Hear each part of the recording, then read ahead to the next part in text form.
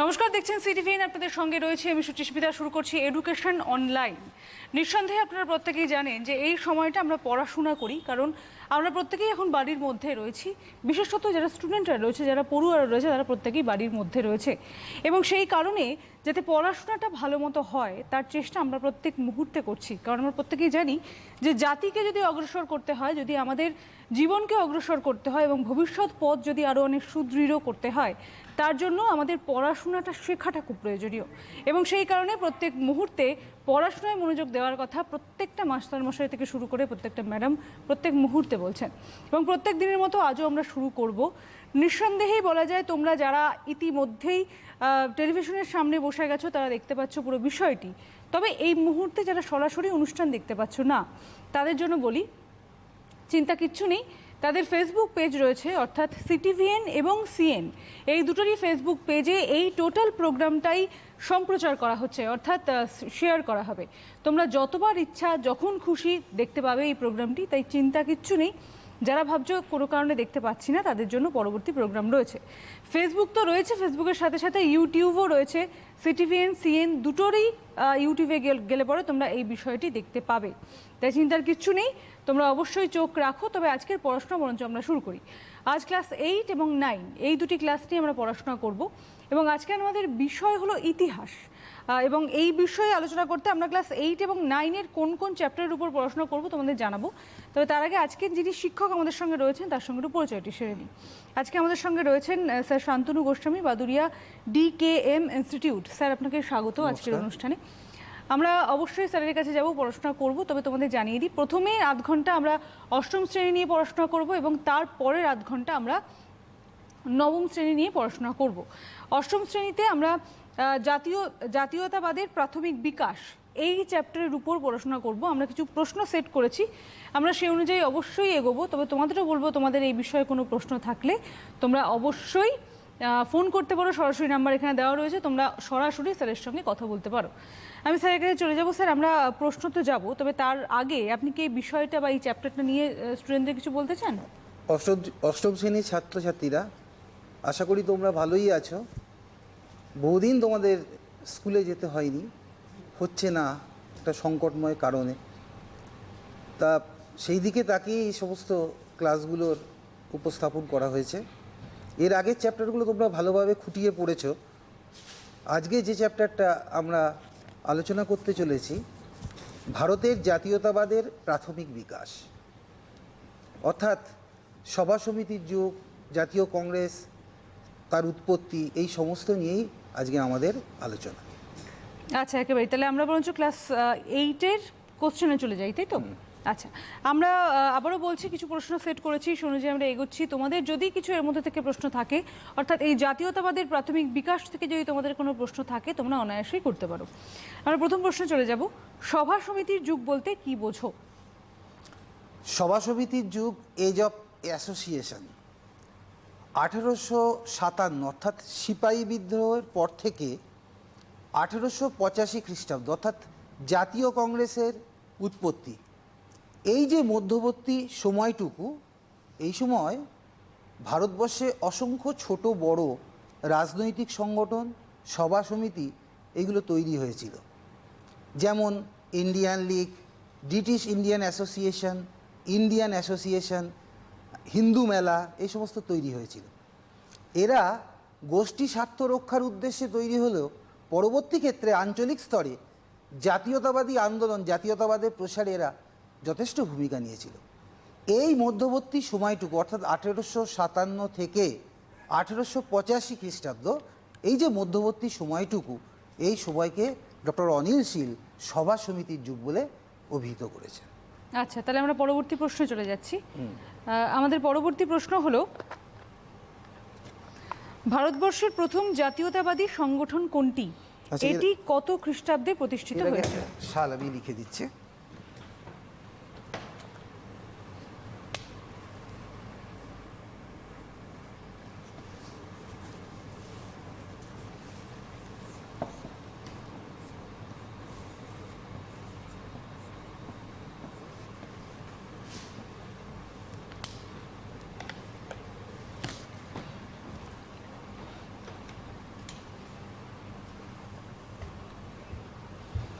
ভারতবর্ষের প্রথম রাজনৈতিক সংগঠন বলতে আমরা যেটা বুঝি সেটা হচ্ছে 1836 খ্রিস্টাব্দের বঙ্গভাষা প্রকাশিকা সভা। এই সভা ভারতীয়দের জনমত গঠনে বিরাট ভূমিকা নিয়েছিল। গৌড়শঙ্কর তর্কবাগীশের লিডারশিপে এই সভা তৈরি হয়েছিল। এই সভাকে তৈরি করতে অ্যাসিস্ট করেছিলেন রাজা রামমোহন রায়। আচ্ছা, কত খ্রিস্টাব্দে প্রতিষ্ঠিত হয়েছিল? হ্যাঁ, 1836 খ্রিস্টাব্দে। আচ্ছা, পরের প্রশ্নতে চলে যাচ্ছি আমরা। আচ্ছা, পরবর্তী প্রশ্ন রইল, জাতীয় কংগ্রেসের প্রথম অধিবেশনটি কোথায় বসেছিল? এর সভাপতিত্ব কে করেন? আমি আরেকবার প্রশ্নটি বলে দিচ্ছি। জাতীয় কংগ্রেসের প্রথম অধিবেশনটি কোথায় বসেছিল? এর সভাপতিত্ব কে করেন? জাতীয় কংগ্রেস, প্রথমে আমাদের জানতে হবে কংগ্রেস কথাটার অর্থ কী। কংগ্রেস কথাটার একটা অর্থ আছে। কংগ্রেস কথার অর্থ হলো অধিবেশন বা সম্মেলন। ভারতবর্ষের জাতীয় কংগ্রেসের প্রথম সভাপতি ছিলেন উমেশচন্দ্র বন্দ্যোপাধ্যায়। এই জাতীয় কংগ্রেসের প্রথম সভা অনুষ্ঠিত হয়েছিল বোম্বাই শহরের গোকুল দাস সংস্কৃত তেজপাল সংস্কৃত হলে। প্রথম সভা অনুষ্ঠিত হয়েছিল, যার সভাপতিত্ব করেন উমেশচন্দ্র বন্দ্যোপাধ্যায়। আচ্ছা, তাহলে পরের প্রশ্নে আমরা চলে যাচ্ছি। আচ্ছা, পরবর্তী প্রশ্ন হলো, জাতীয় কংগ্রেসের প্রথম না, এটা পরবর্তী না, এটা তো বললাম। এক মিনিট। আচ্ছা, পরবর্তী প্রশ্ন হলো, ভারত সভা কে এবং কি উদ্দেশ্যে গঠন করেছিলেন? আমি যেটা বললাম, এই যে সভা সমিতির যুগ 1857 থেকে 1885, এর মধ্যে অসংখ্য সভা সমিতি তৈরি হয়েছিল। এর মধ্যে একটা সভা সমিতি ছিল সুরেন্দ্রনাথ বন্দ্যোপাধ্যায়ের উদ্যোগে। সুরেন্দ্রনাথ বন্দ্যোপাধ্যায় এবং আনন্দমোহন বসু এনাদের উদ্যোগে তৈরি হয় ভারত সভা। 1876 খ্রিস্টাব্দে এই ভারত সভা তৈরি হয় কলকাতার অ্যালবার্ট হলে। ভারত সভা প্রতিষ্ঠার উদ্দেশ্য যেটা ছিল, দেশের জনগণের মধ্যে একটা ঐক্য স্থাপন করা, হিন্দু মুসলিম যে ঐক্য সেটা স্থাপন করা, একটা জনমত গঠন করা, হিন্দু মুসলিম ঐক্য স্থাপন করা এবং ভারতবাসীর মধ্যে জাতীয়তাবোধের স্পৃহা জাগানো, ভারতবাসীকে জাতীয়তাবোধে উদ্বুদ্ধ করা এবং সমাজের সমস্ত স্তরের মানুষকে আন্দোলনে সামিল করা। এই উদ্দেশ্য নিয়ে 1876 খ্রিস্টাব্দে সুরেন্দ্রনাথ বন্দ্যোপাধ্যায় এবং আনন্দমোহন বসু ভারত সভা প্রতিষ্ঠা করেন। আচ্ছা, পরবর্তী প্রশ্নে তাহলে আমরা চলে যাচ্ছি। পরবর্তী প্রশ্ন রয়েছে, ইলবার্ট বিল বিতর্ক কি? আরেকবার বলে দিই, ইলবার্ট বিল বিতর্ক কি?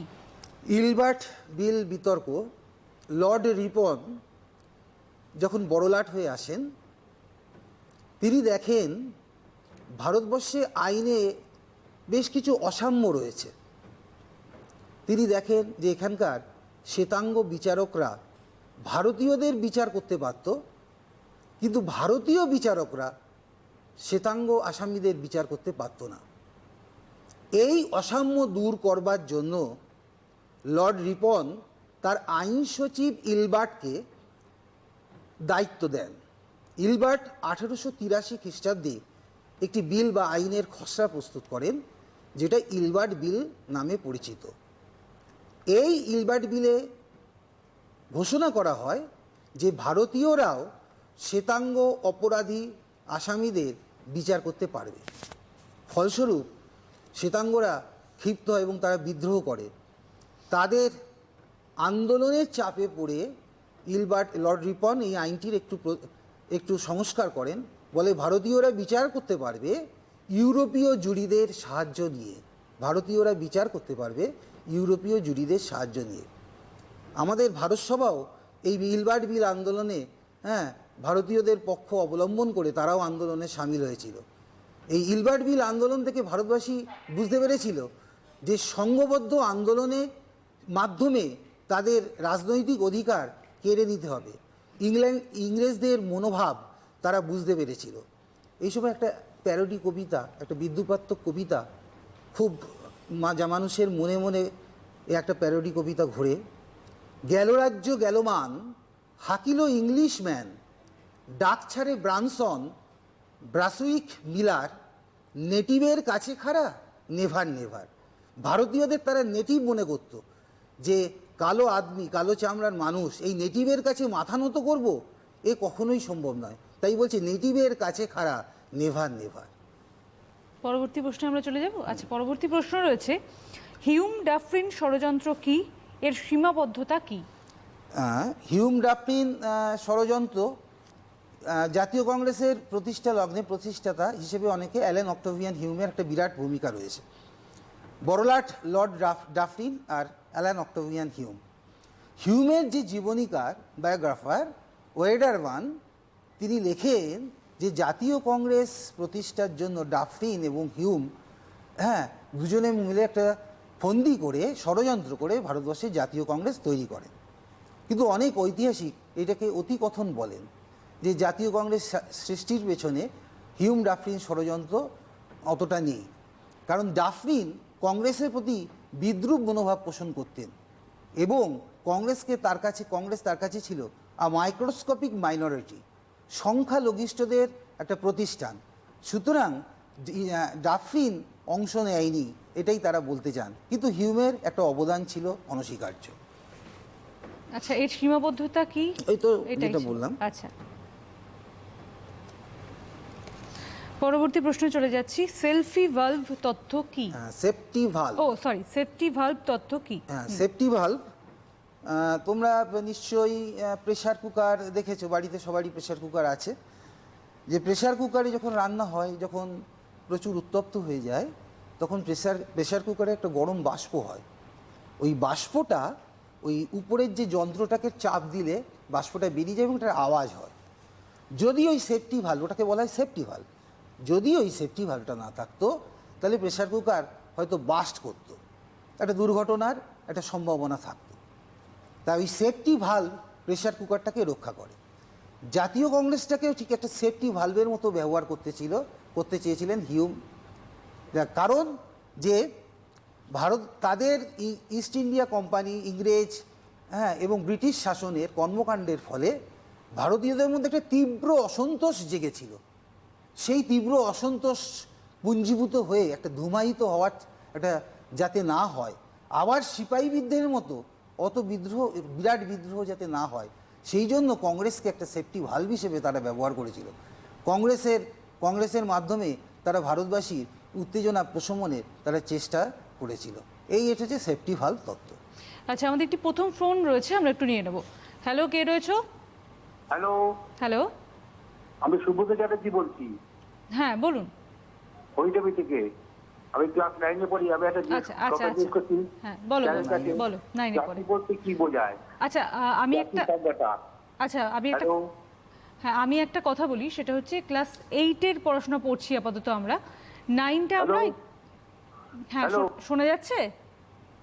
জাতির সংজ্ঞাটা চাই। হ্যালো, হ্যাঁ বলুন। হ্যাঁ বলছি, আমরা এখন ক্লাস 8 পড়ছি। তুমি যদি দেখো তাহলে দেখতে পাবে ক্লাস 9টা আমরা একটু পর থেকে পড়বো। আমি তোমার প্রশ্নের অবশ্যই উত্তর দেবো। জাতির সংজ্ঞা চেয়েছো, আমি প্রথমেই তোমার প্রশ্নের ক্লাস 9 যখন শুরু করব তোমার প্রশ্নের উত্তর দেবো। একেবারে, তুমি শুনতে থাকো। আচ্ছা, তাহলে কি আমরা পরবর্তী প্রশ্নে চলে যাব? আসুন। আচ্ছা, পরবর্তী প্রশ্ন রয়েছে, ব্রিটিশ শাসনে দমনমূলক কয়েকটি আইন কি? ব্রিটিশ শাসনে দমনমূলক কয়েকটি আইন কি? এগুলি কেন প্রয়োগ করা হয়েছিল? আমরা ব্রিটিশ শাসনের কতগুলো দমনমূলক আইনের কথা আমরা জানব। প্রথমত যে আইনটার কথা আমাদের মনে পড়ে, যেটা হচ্ছে খুবই গুরুত্বপূর্ণ একটা আইন, নাট্যাভিনয় নিয়ন্ত্রণ আইন। নাট্যাভিনয় নিয়ন্ত্রণ আইন, নাটক, এই নাটকের মাধ্যমে ঊনবিংশ শতাব্দীতে যে ভারতবর্ষের জাতীয়তাবাদী আন্দোলনকে অনেক তীব্র আকারে প্রকাশ করা হতো। ব্রিটিশদের অত্যাচার, অন্যায়ের কথা নাটকের মাধ্যমে জনসমাজের সামনে তুলে ধরা হতো, বিদ্রুপাত্মক বিভিন্ন নাটকের মাধ্যমে। যেমন আমরা দেখতে পাই দীনবন্ধু মিত্রের নীলদর্পণ, এছাড়াও আছে চাকর দর্পণ, জগদানন্দ, যুবরাজ, এই সমস্ত নাটকগুলো মঞ্চস্থ করা হয়েছিল এবং এইসব নাটকের মাধ্যমে ব্রিটিশদের অত্যাচারের কথা সম্যকভাবে তুলে ধরা হয়েছিল। তাই ব্রিটিশদের যাতে ভাবমূর্তি নষ্ট না হয় এবং ভারতবাসীর মনে জাতীয়তাবোধের জাগরণ যাতে না ঘটে, সেই জন্য লর্ড নটবুক 1876 খ্রিস্টাব্দে নাট্যাভিনয় নিয়ন্ত্রণ আইন, এই আইনটি পাশ করেন। এই আইনে কি বলা হয়? এই আইনে বলা হয় যে নাটকগুলো মঞ্চস্থ করতে গেলে তার পাণ্ডুলিপিগুলো সরকারি প্রশাসন বা স্থানীয় পুলিশ প্রশাসনের কাছে পাঠাতে হবে। তারা ছাড়পত্র দিলে তবেই নাটক মঞ্চস্থ করা যাবে। ব্রিটিশ বিরোধী কোনো মনোভাব এই নাটকে সেখানে থাকবে না, তাহলে নাটকগুলি মঞ্চস্থ করা যাবে না। এরকম একটা দমনমূলক আইন লর্ড নর্থব্রুক চালু করেছিল। আরও একটা দমনমূলক আইন তোমরা নিশ্চয়ই জানবে, দেশীয় ভাষায় সংবাদপত্র নিয়ন্ত্রণ আইন। সংবাদপত্রগুলো সেই সময় ব্রিটিশদের অনাচার অত্যাচারগুলো তুলে ধরেছিল। ব্রিটিশ বিরোধী বিভিন্ন কার্যকলাপ সেই সময় সংবাদপত্রের মাধ্যমে প্রকাশিত হতো। তাই ব্রিটিশদের ভাবমূর্তি নষ্ট না করার জন্য লর্ড নিটন তিনিও সংবাদপত্র নিয়ন্ত্রণ আইন, ভার্নাকুলার প্রেস অ্যাক্ট, সংবাদপত্র নিয়ন্ত্রণ আইন তিনি পাশ করেন। এতে বলা হয় যে দেশীয় ভাষায় যেসব সংবাদপত্র প্রকাশিত হচ্ছে তাতে ব্রিটিশ বিরোধী কোনো কার্যকলাপ যাতে না হয় সেদিকে দৃষ্টিপাত করতে হবে। এরকম যদি কোনো সংবাদ বেরোয় তাহলে সেই সংবাদপত্র বাজেয়াপ্ত করা হবে এবং মুদ্রণযন্ত্র বাজেয়াপ্ত করা হবে। এই সংবাদপত্র নিয়ন্ত্রণ আইনের আওতা থেকে মুক্ত হওয়ার জন্য তোমরা জানো অমৃতবাজার পত্রিকা রাতারাতি বাংলা থেকে ইংরেজিতে প্রকাশিত হওয়া শুরু করে। পরবর্তীকালে লর্ড রিপোর্ট 1881 খ্রিস্টাব্দে ভারতবাসীর আন্দোলনের চাপে এই সংবাদপত্র নিয়ন্ত্রণ আইন তুলে নেন। এছাড়া আর একটা আইন ছিল, সেটা কুখ্যাত দমনমূলক আইন, লর্ড লিটন এই আইনটিও প্রবর্তন করেন, অস্ত্র আইন। মহাবিদ্রোহের ব্যাপকতা ব্রিটিশ সরকারকে শঙ্কিত করে তুলেছিল। তাই তারা চেয়েছিল ভারতবাসী যাতে মহাবিদ্রোহের মতো এরকম কোনো আর বিদ্রোহ আর না করতে পারে। তাই ভারতবাসীর কাছে তারা আগ্নেয়াস্ত্র রাখতে তারা চাইতো না। তাই ভারতবাসীরা যাতে আগ্নেয়াস্ত্র রাখতে না পারে সেই জন্য তারা অস্ত্র আইন জারি করে, যে এই আইনের ফলে যে কোনো ভারতবাসীর যদি আগ্নেয় অস্ত্র থাকে সেইগুলো বাজেয়াপ্ত করা হবে। এটা একটা কুখ্যাত দমনমূলক আইন। এই ধরনের আইনগুলো ইংরেজ শাসনে ভারতবর্ষে প্রচলিত ছিল। তাহলে কী কী তোমরা পেলে? লর্ড নর্থব্রুকের শাসনকালে তোমরা পেলে নাট্যাভিনয় নিয়ন্ত্রণ আইন, লর্ড লিটনের শাসনকালে তোমরা পেলে দেশীয় ভাষায় সংবাদপত্র নিয়ন্ত্রণ আইন, এবং তারপরে পেলে কুখ্যাত দমনমূলক আইন, অস্ত্র আইন। পরবর্তী প্রশ্নে আমরা আবারও চলে যাচ্ছি। কংগ্রেস প্রতিষ্ঠা লগ্নে কি কি সাংগঠনিক দুর্বলতা ছিল? কংগ্রেস প্রতিষ্ঠা লগ্নে কি কি সাংগঠনিক দুর্বলতা ছিল? কংগ্রেস, ভারতবর্ষের জাতীয় কংগ্রেস প্রতিষ্ঠা হয় 1885 খ্রিস্টাব্দে। এই 1885 থেকে 1907 যে মধ্যবর্তী সময়, এই সময় কংগ্রেসের কিছু সাংগঠনিক দুর্বলতা ছিল। এই সময় নরমপন্থী আন্দোলনগুলো হচ্ছিল। কংগ্রেসের সাংগঠনিক দুর্বলতা বলতে যেটা বোঝাচ্ছে যে কংগ্রেস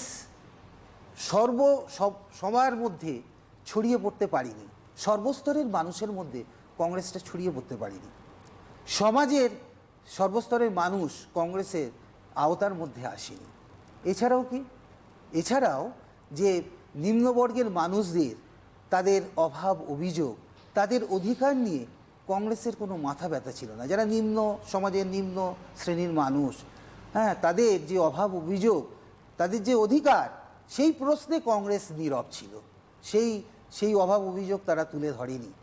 এছাড়াও শ্রেণীগত বলো, আঞ্চলিকগত বলো, এই সমস্ত ক্ষেত্রে কংগ্রেসের সমান প্রতিনিধিত্ব করেনি। অর্থাৎ বিভিন্ন অঞ্চলে, যেমন বোম্বাই, কলকাতা, মাদ্রাজ, এখান থেকে বেশি প্রতিনিধি নেওয়া হতো, অন্যান্য অঞ্চল থেকে প্রতিনিধির সংখ্যা কম ছিল।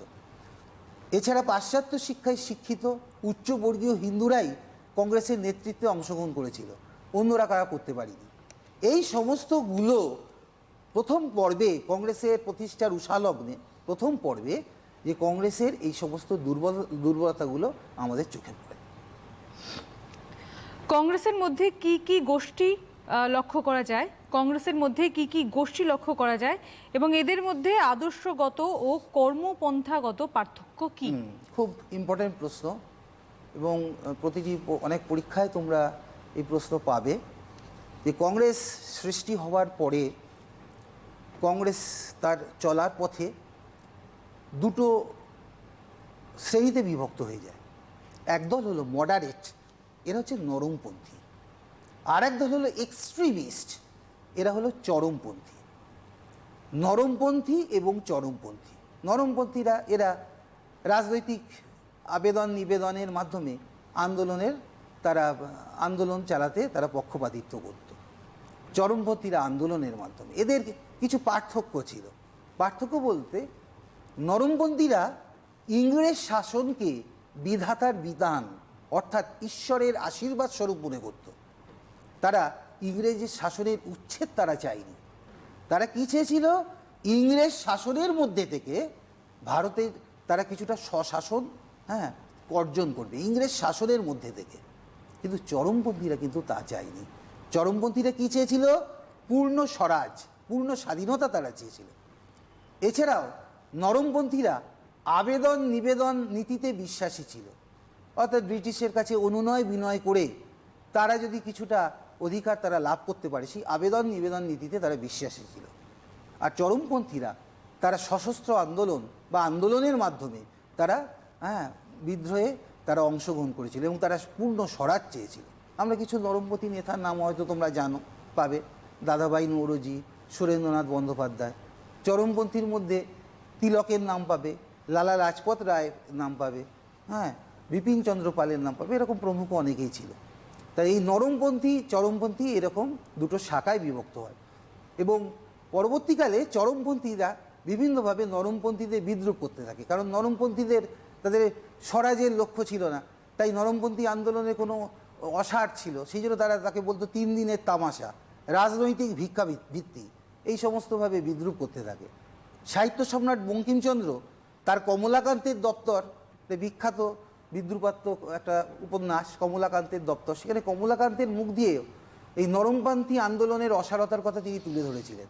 সেখানে তিনি বলেছিলেন, জয় রাধেকৃষ্ণ, ভিক্ষা দাও গো, ইহাই আমাদের পলিটিক্স। আমাদের পলিটিক্স হচ্ছে ভিক্ষাবৃত্তি, অর্থাৎ ভিক্ষাবৃত্তির মাধ্যমে রাজনৈতিক অধিকার অর্জন করা। তাই এইভাবে নরমপন্থীরা নিরন্তর তাদের আক্রমণ করা হতো। পরের প্রশ্নে আমরা চোখ রাখছি। পরের প্রশ্ন রয়েছে, সুরাট বিভাজন কি? সুরাট বিভাজন কি? তোমরা এই নরমপন্থী চরমপন্থী আন্দোলন, এটা আদর্শগত কর্মপন্থাগত পার্থক্য পেলে যে কংগ্রেস প্রতিষ্ঠা লগ্ন থেকে তার চলার পথে কংগ্রেস আস্তে আস্তে দ্বিধা বিভক্ত হয়ে পড়ে। একটা হচ্ছে নরমপন্থী, একটা হচ্ছে চরমপন্থী। আমি মাত্র বললাম নরমপন্থী এবং চরমপন্থীদের মধ্যে ক্রমশ সংঘাত আস্তে আস্তে দানা বাঁধতে থাকে, নরমপন্থী নেতৃত্বের সঙ্গে চরমপন্থী নেতৃত্বের। এই সংঘাত চরম আকার ধারণ করে সুরাট কংগ্রেসের অধিবেশনে। সুরাট কংগ্রেসের অধিবেশনে নেতৃত্বের প্রশ্নে চরমপন্থী তিলকের নেতৃত্বে চরমপন্থী এবং সুরেন্দ্রনাথ বন্দ্যোপাধ্যায় প্রমুখ নেতৃত্বে নরমপন্থীরা এই নিয়ে একটা তীব্র একটা তাদের মধ্যে একটা সংঘাত দানা বাঁধে।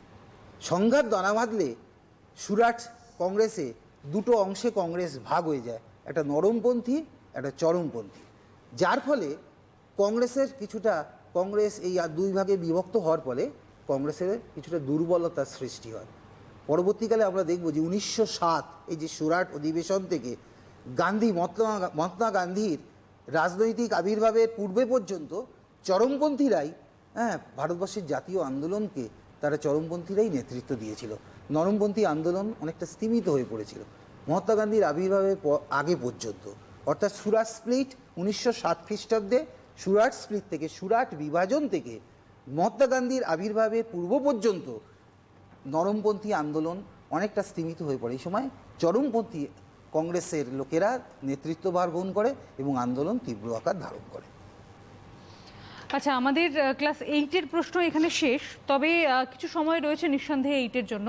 যদি স্যার আপনি কিছু চান আর কোনো প্রশ্নের বিষয়ে বলতে, অর্থাৎ ক্লাস 8-এর, তাহলে আপনি বলতে পারেন। এখনও আমাদের হাতে 5 মিনিট মতো রয়েছে 8-এর জন্য।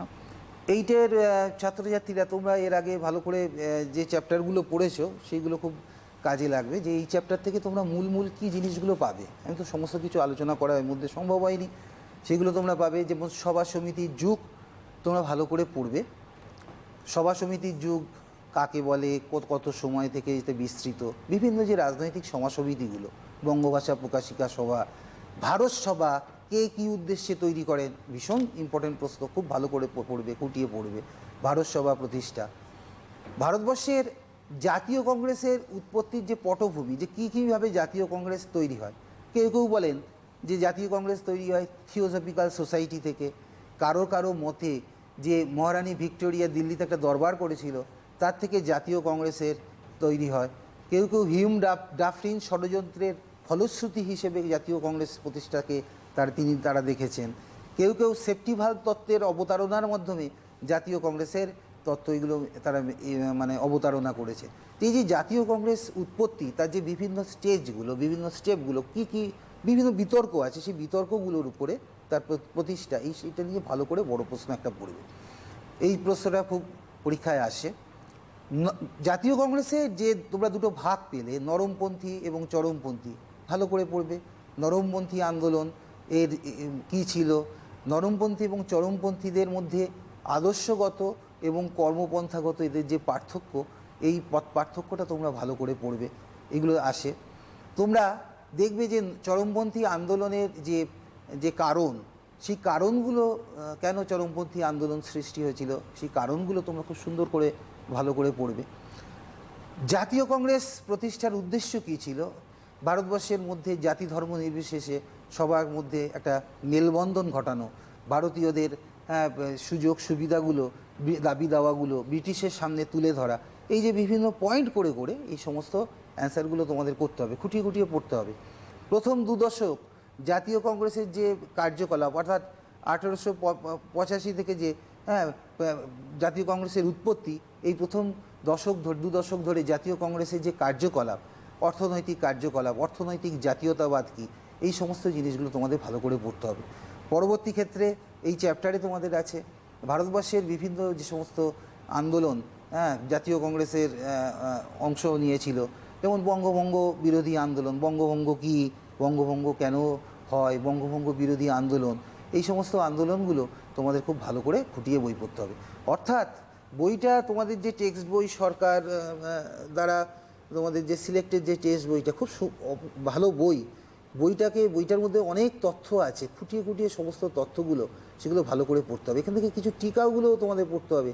সুরাট স্প্লিট, সুরাট কংগ্রেসের যে গুরুত্ব, সেই সুরাট কংগ্রেসের গুরুত্ব তোমাদের খুব ভালো করে দেখতে হবে। অসংখ্য নৈবেক্তিক প্রশ্ন থাকে, হ্যাঁ না, তোমাদের মাল্টিপল চয়েস, সেই সব মাল্টিপল চয়েসের প্রশ্নের উত্তর দিতে গেলে তোমাকে এই সমস্ত প্রশ্নগুলো খুব ভালো করে করতে হবে। তোমাকে যেমন দিল ভারতবর্ষের জাতীয় কংগ্রেস প্রতিষ্ঠা হয় কত সালে, কত খ্রিস্টাব্দে, বিভিন্ন সাল দিল, 1881, 82, 84, 85, তুমি উত্তরটা হবে 1885 খ্রিস্টাব্দে, টিক মার্ক। এই যে মাল্টিপল চয়েস কোশ্চেন, এইগুলো ভালো করে তোমাদের করতে হবে। এক কথায় আলোচনা করো, মানে কিছু কিছু শর্ট প্রশ্ন দেবে, যেমন সুরাট বিভাজন, সুরাট কংগ্রেস কত খ্রিস্টাব্দে হয়েছিল, এই যে এক কথায় একটি বাক্যে উত্তর দাও।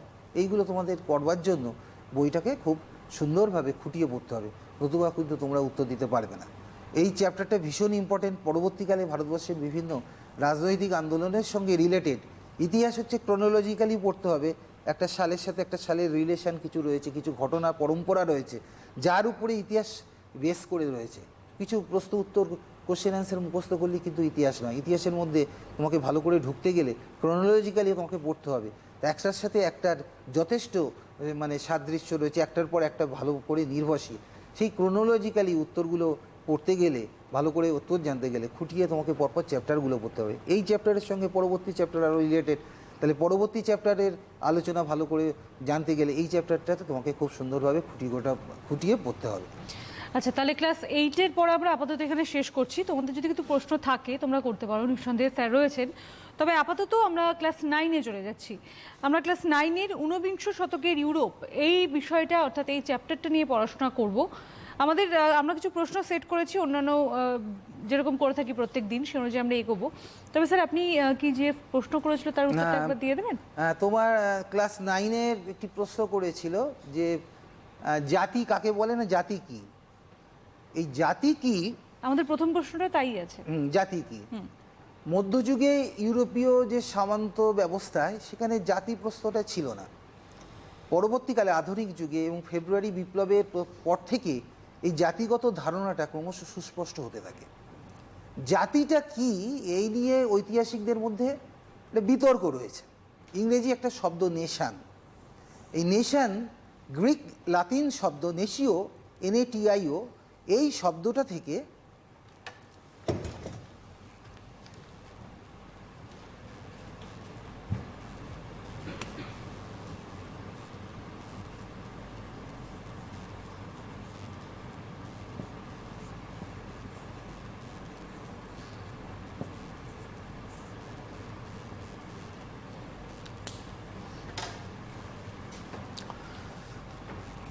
নেশান এই শব্দটা লাতিন শব্দ নেশিও এই শব্দ থেকে উৎপত্তি হয়েছে।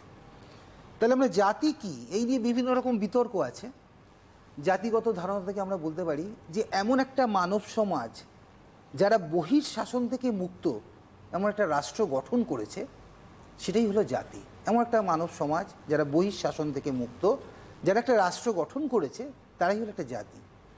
বা জাতির প্রশ্নে আরও অন্যরকম যে সংজ্ঞা দেওয়া যায় সেটা বলা হচ্ছে যে জাতীয়তাবোধে উদ্বুদ্ধ এমন একটি জনসমাজ যারা একটা রাষ্ট্র গঠন করেছে, তারাই হলো জাতি। আমরা যদি সমগ্র দিকটা ভালো করে পর্যালোচনা করে দেখি, তাহলে জাতি হলো একটা নির্দিষ্ট ভূখণ্ড বা দেশ। সেই দেশের মানব গোষ্ঠী, হ্যাঁ, ধর্ম বর্ণ নির্বিশেষে সমগ্র যে মানব গোষ্ঠী, সেই মানব গোষ্ঠীকে একটা জাতি বলে। তারা একটা সুসম্পন্ন একটা রাষ্ট্র তৈরি করতে পারে। তাহলে একটা সমগ্র দেশের নির্দিষ্ট ভূখণ্ডের সমগ্র মানব জাতি হলো একটা জাতি। আচ্ছা, আমাদের পরবর্তী প্রশ্ন রয়েছে, জাতীয়তাবাদ কি? আরেকবার বলে দিই, জাতীয়তাবাদ কি? জাতীয়তাবাদ কি বলতে গেলে আমি আমার ছোটোবেলায় মাস্টারমশাইদের কথা মনে পড়ে, বা আমার একটা ঘটনা তোমাদের একটু শেয়ার করছি। যে একটা ক্রিকেট খেলা, ভারত এবং ইংল্যান্ডের সঙ্গে সেই ক্রিকেট খেলা হচ্ছে, ফাইনাল খেলা। সেই খেলায় ন্যাটওয়েস্ট কাপ। তা আমি ভারতের খুব তাড়াতাড়ি উইকেট পড়লো, ইংল্যান্ড অনেক রান করেছে, ভারতের খুব তাড়াতাড়ি উইকেট পড়ে গেল। তা আমি অনেকগুলো উইকেট পড়ে যেতে আমি ঘরের মধ্যে চলে এলাম, মনটা খারাপ। বেশ কিছুক্ষণ পর, 1 ঘন্টা পর হঠাৎ দেখি পটকার আওয়াজ। আমি বাড়ির বাইরে বেরিয়ে এলাম, দেখলাম বাড়ি থেকে অনতি দূরে একটা জায়ান্ট স্ক্রিনে খেলা দেখাচ্ছে। আমিও সেখানে দাঁড়ালাম। অসংখ্য লোক বিভিন্ন পাড়া থেকে এসেছে, বিভিন্ন জায়গা থেকে তারা এসে, বিভিন্ন পাড়া থেকে এসছে। হঠাৎ ভারতবর্ষে একটি প্লেয়ার, তিনি 4 মারলেন। সবাই আনন্দে উৎফুল্ল হলো, আমিও আনন্দে হাত তুললাম, সবাই আনন্দে হাত তুলেছে। আমরা তখন দেখিনি ও পাড়ার এ পাড়ার, আমরা তখন কিন্তু সেটা দেখিনি। আমাদের তখন কি উদ্দেশ্য, অভিপ্সা কি না, ভারত এই খেলাটাই জিতুক। এই যে বোধ, এই বোধটাকে আমরা বলছি জাতীয়তাবোধ। জাতীয়তাবোধ কখনো মেজারমেন্ট করা যায় না, একটা সূক্ষ্ম অনুভূতি, মানবিক হ্যাঁ একটা অনুভূতি, যে অনুভূতি দিয়ে হ্যাঁ একটা দেশকে, সমগ্র দেশকে একাত্ম করা যায়। আমরা যেখানে সব এক হয়ে গেলাম, ইন্ডিয়া জিতুক আমাদের হ্যাঁ মনের ইচ্ছা, আমরা হ্যাঁ সমগ্র দেশ একটা সূক্ষ্ম অনুভূতির দ্বারা এক হওয়া যায়।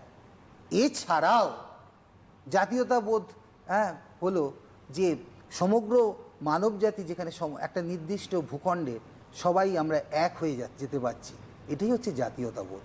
জাতীয়তাবোধে উদ্বুদ্ধ হয়ে দেশকে ভালোবাসা, মাতৃভূমিকে ভালোবাসাই হলো জাতীয়তাবোধ। দেশ এবং মাতৃভূমিকে ভালোবাসতে পারাটাই হচ্ছে তোমাদের হচ্ছে জাতীয়তাবোধ। পরবর্তী প্রশ্নে আমরা চলে যাচ্ছি। পরবর্তী প্রশ্ন রয়েছে, রাষ্ট্র কথাটির উৎপত্তি হয় কিভাবে? রাষ্ট্র কথাটির উৎপত্তি হয় কিভাবে? রাষ্ট্র কথাটির উৎপত্তি নিয়েও আমি একটা স্টেট, এই যে শব্দটা লাতিন শব্দ স্ট্যাটাস থেকে এসছে।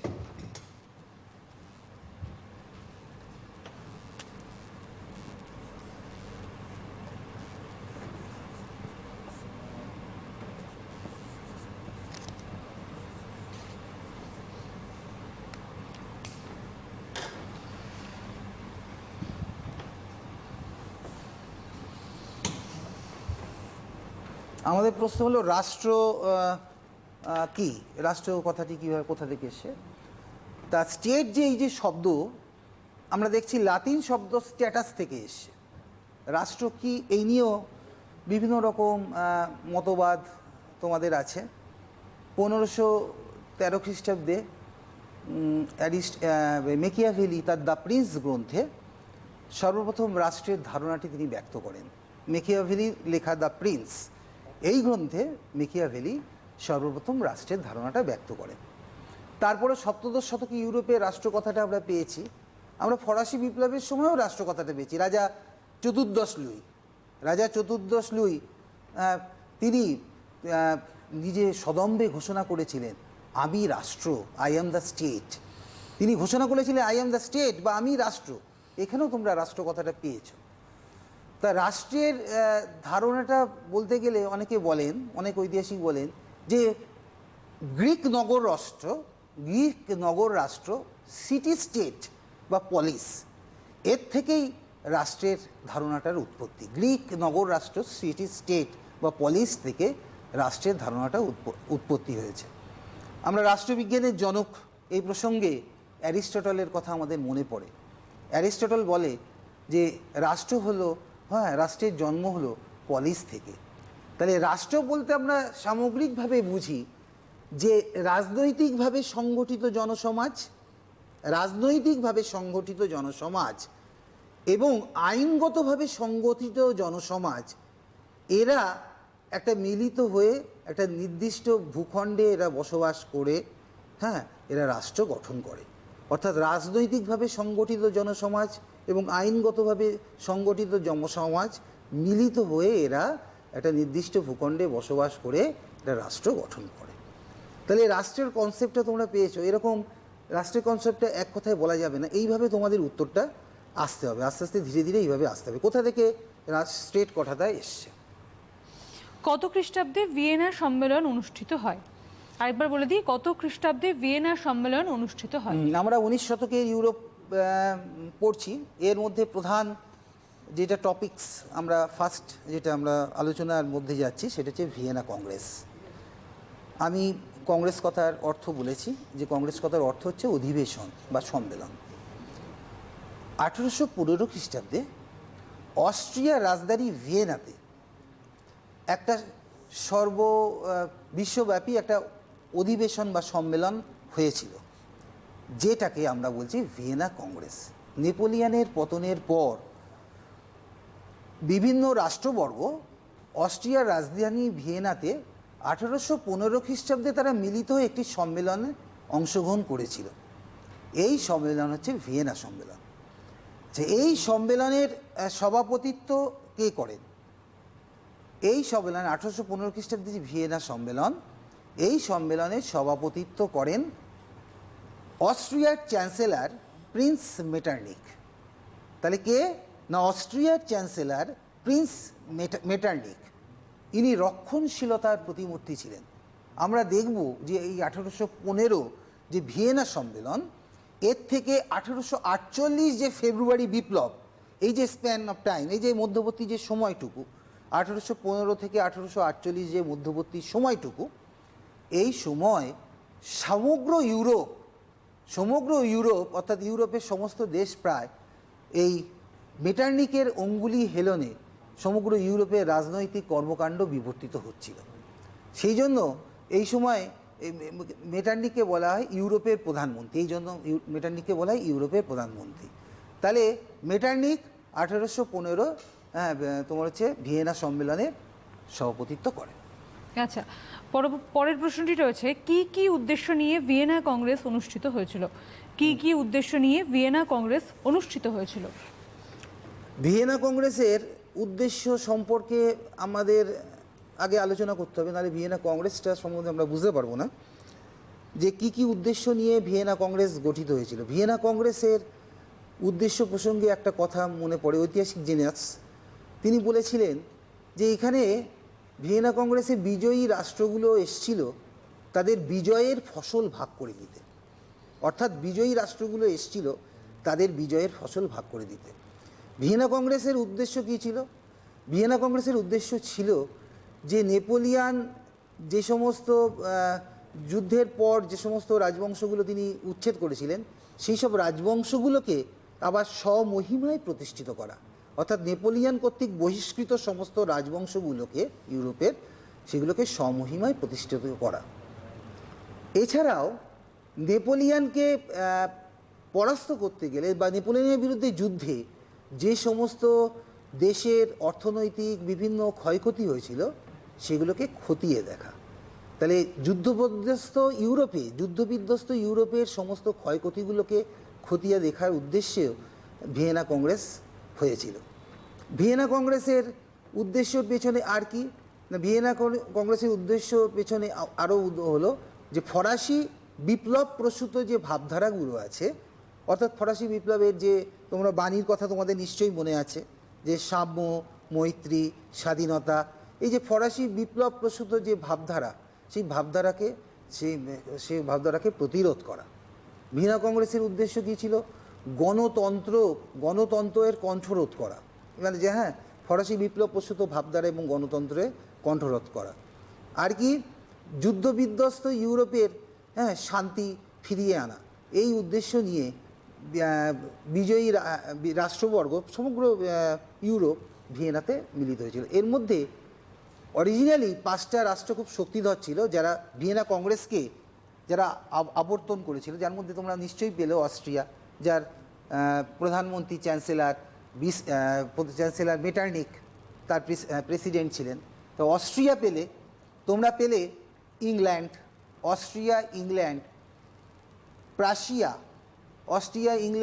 প্রাশিয়া, এরা ভিয়েনা সম্মেলনের একদম পুরো মূল ছিল।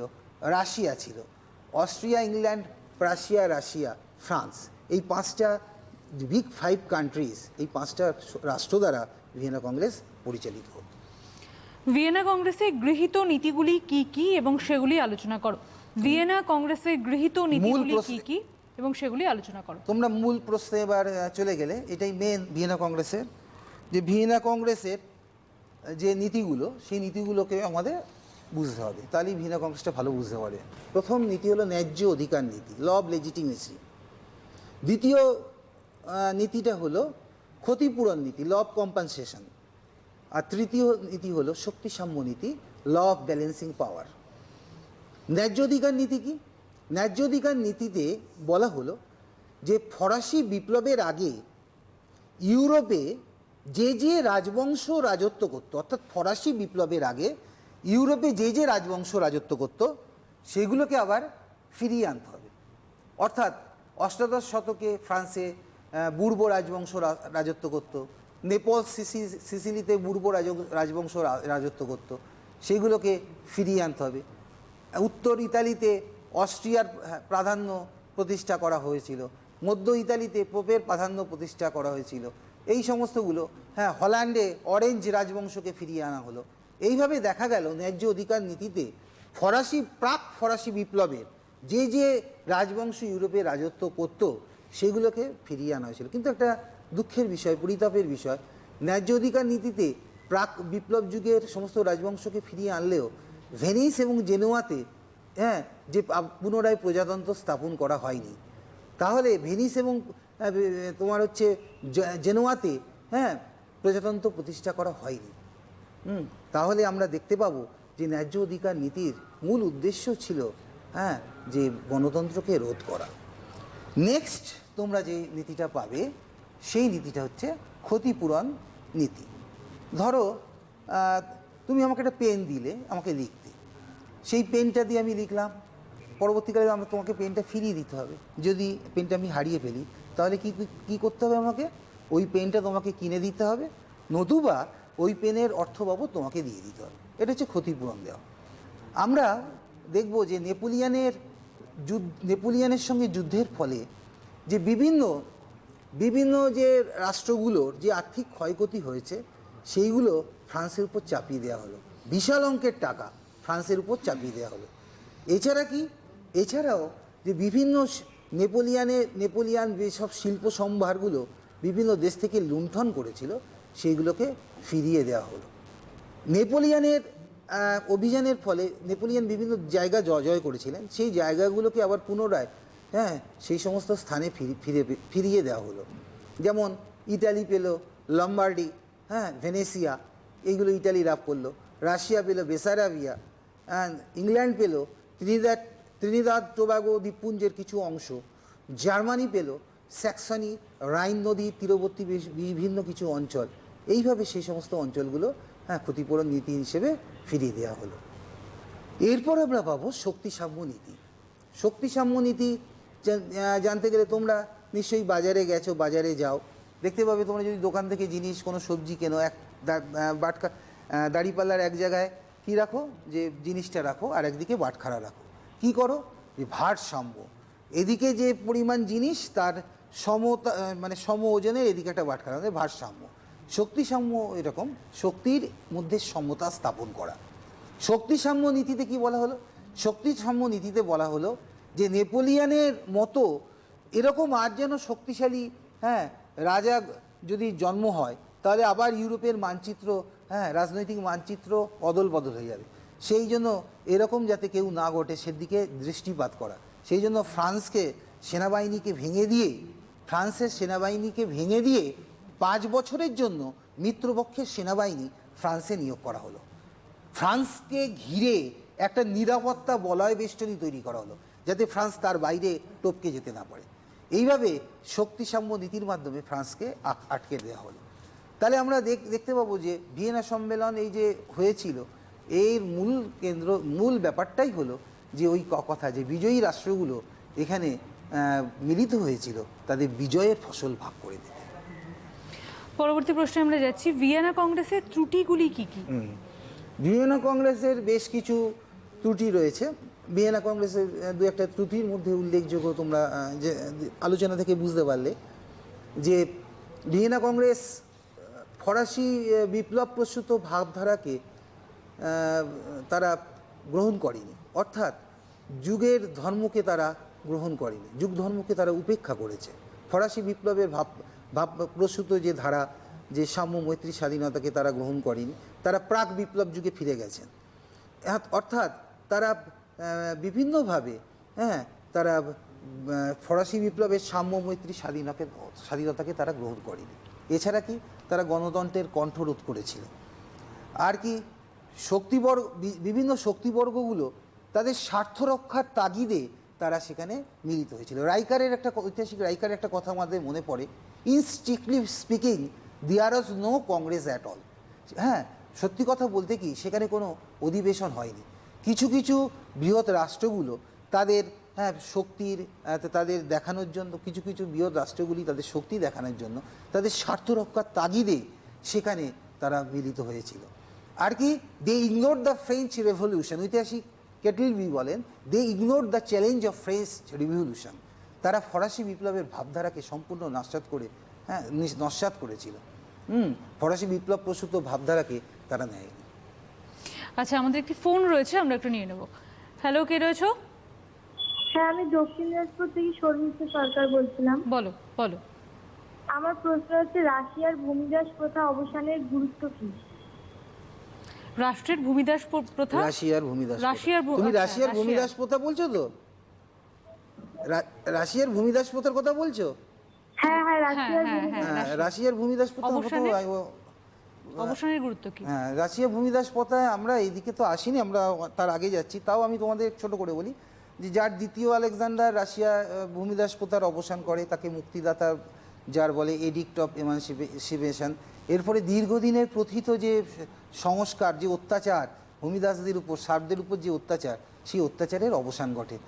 নিপীড়িত শ্রেণী হিসেবে যে ভূমিদাসরা তারা পরিচিত ছিল, সেই নিপীড়িত শ্রেণী ভূমিদাসদের তার অবসান ঘটে, অর্থাৎ একটা বাজে প্রথার অবসান ঘটে। তাই এই এডিক্ট অফ এমানসিপেশন, মুক্তি ঘোষণাপত্রের দ্বারা তিনি মুক্তিদাতা জার হিসেবে পরিচিত ছিলেন। আমরা এখনো এখানে আসিনি, আমরা তার আগেরগুলো চলছি। তবু প্রশ্নটা খুব ভালো প্রশ্ন, প্রশ্নটা সম্ভবত খুব জায়গায় সমস্ত পরীক্ষায় দেয়, ভালো প্রশ্ন করেছে। আচ্ছা, ভিয়েনা কংগ্রেসের সাফল্য বা গুরুত্ব কি কি ছিল? এতগুলো আমি ত্রুটি বললাম, তোমরা নিশ্চয়ই দেখলে যে এতগুলো ত্রুটি থাকা সত্ত্বেও ভিয়েনা কংগ্রেসের কিছু তো গুরুত্ব তো ছিলই।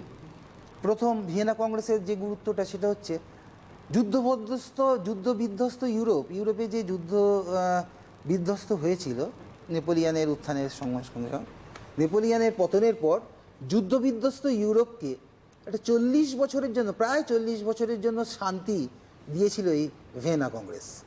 ভিয়েনা কংগ্রেসের মাধ্যমে যুদ্ধ বিধ্বস্ত ইউরোপের একটা শান্তি এসেছিল। আর কি, আর হচ্ছে ইতালি এবং জার্মানির ঐক্য আন্দোলনের পথ প্রশস্ত হয়ে গেছিল। ইতালি পিয়েডমন্ট সার্ডিনিয়াকে অতিরিক্ত ক্ষমতা দেওয়া হলো, জার্মানি প্রাশিয়াকে অত্যন্ত ক্ষমতা দেওয়া হলো, যার ফলে পরবর্তীকালে ইতালি এবং জার্মানির ঐক্য আন্দোলনের পথ একদম প্রশস্ত হয়ে গেল। আর কি, আন্তর্জাতিক কাঠামো, সাংগঠনিক যে কাঠামো, ভিয়েনা কংগ্রেস আন্তর্জাতিক সাংগঠনিক ভিত্তি স্থাপন করেছিল, যার ফলে পরবর্তীকালে তোমরা জানবে জাতিসংঘ, সম্মিলিত জাতিপুঞ্জ এরকম প্রতিষ্ঠান সৃষ্টি হয়েছিল। আচ্ছা, পরের প্রশ্ন আমরা চলে যাচ্ছি। মেটারনিক কে ছিলেন? মেটারনিক ব্যবস্থা বলতে কি বোঝো? আমরা ভিয়েনা কংগ্রেসে তোমরা দেখলে যে মেটারনিকের কথা শুনলে, যে মেটারনিক ভিয়েনা কংগ্রেসের সভাপতি ছিলেন। তা মেটারনিক ছিলেন অস্ট্রিয়ার চ্যান্সেলর, অস্ট্রিয়ার প্রধানমন্ত্রী। মেটারনিক কে ছিলেন? প্রশ্নটা একবার বলুন। হ্যাঁ, অবশ্যই।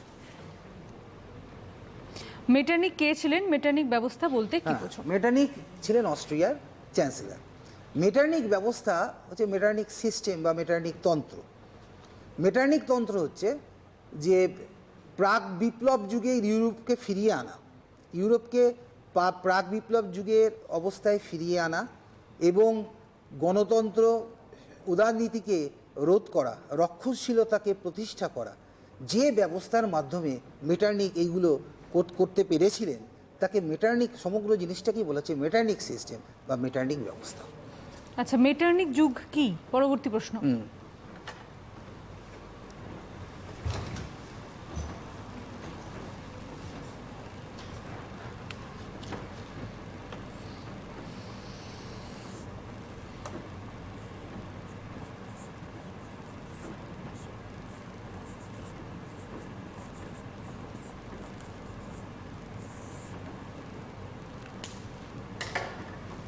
তোমরা নিশ্চয়ই দেখলে যে ভিয়েনা কংগ্রেস 1815 খ্রিস্টাব্দে অনুষ্ঠিত হয়েছিল।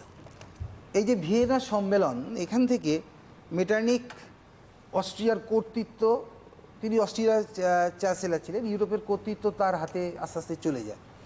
যে এই যে 1815 থেকে 1848, অর্থাৎ ভিয়েনা কংগ্রেস থেকে ফেব্রুয়ারি বিপ্লব পর্যন্ত তোমরা পেলে, 1848-এ ফেব্রুয়ারি বিপ্লব হয়, পরবর্তী ক্ষেত্রে দেখতে পাবো।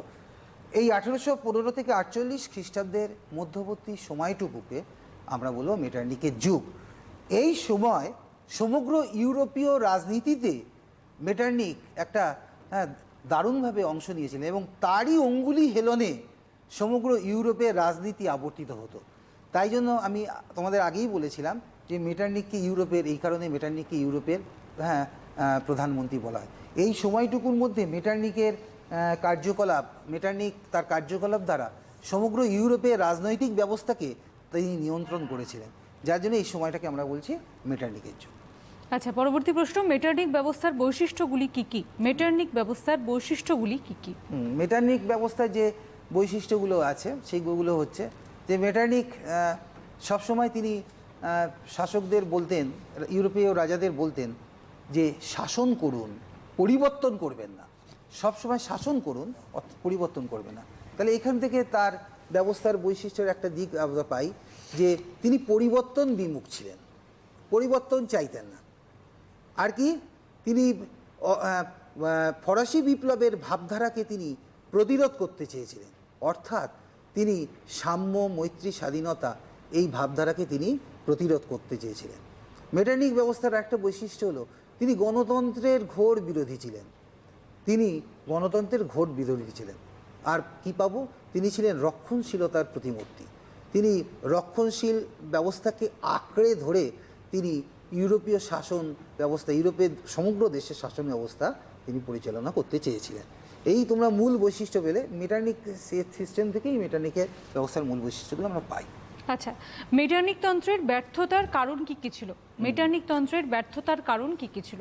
মেটারনিক তন্ত্রের যে ব্যর্থতা, সেই ব্যর্থতার থেকে তোমরা এই মেটারনিক সম্বন্ধে আলোচনা থেকেই তোমরা একটা নির্দিষ্ট ধারণা তোমরা করতে পারো। প্রথমত, মেটারনিক যুগের সঙ্গে তাল মিলিয়ে চলতে পারেনি। এই যে যুগকে অবহেলা করা, যুগ ধর্মকে উপেক্ষা করা, এটা মেটারনিকের একটা পতনের অন্যতম কারণ। আর কি, তিনি গণতন্ত্রকে অপোজ করে, গণতন্ত্রকে সম্পূর্ণ গণতন্ত্রের বিরোধিতা থেকে করে তিনি চরম সর্বনাশ তিনি ডেকে এনেছিলেন।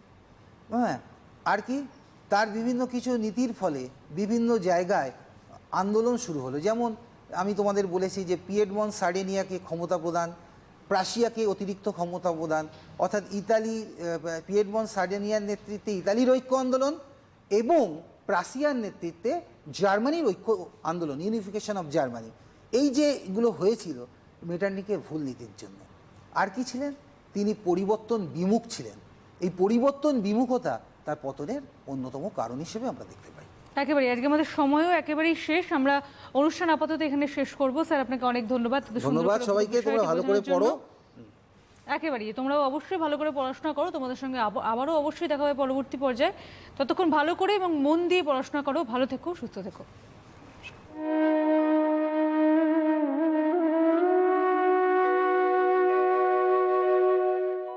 একেটি গ্রুপের প্রতিষ্ঠা